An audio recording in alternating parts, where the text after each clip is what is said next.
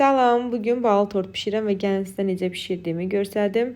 Qazana ilk öncə 100 qram kərə yağı, 3 dolu yemək qaşığı bal əlavə edib və əridikdən sonra üzərinə 2 çay qaşığı soda töküb kənara qaldırıram.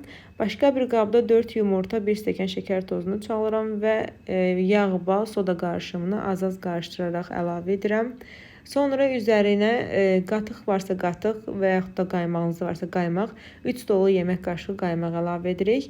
Qaymaqla da tam qarışdırdıqdan sonra artıq az-az un əlavə edirik. Mən ümumiyyətlə 4 stəkan un istifadə etdim, ancaq sizdə yenə də ölçü dəyişə bilər, diqqətli olun.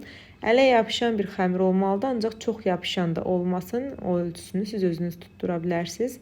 Xəmiri dincəlməyə qoyduqdan sonra kremə başlayıram. Qazana 1 stəkan yarım şəkər tozu, 4 yemək qaşığı təpələmə qarğıdalı nişastası, 2 yumurta qarışdırıram bunları yaxşı və üzərinə 1 litr süd əlavə edib qaza qoyuram. Əlimi çəkmədən tam qaynayıb bişənədək qarışdırıram. Bişdikdən sonra üzərinə 100 qram kərə yağı əlavə edib yağı da tam əritdikdən sonra üzərinə streç örtüb soyumağa qoyuram. Və xəmiri də bu cür gördüyünüz kimi deşirəm ki, içində hava qalmasın.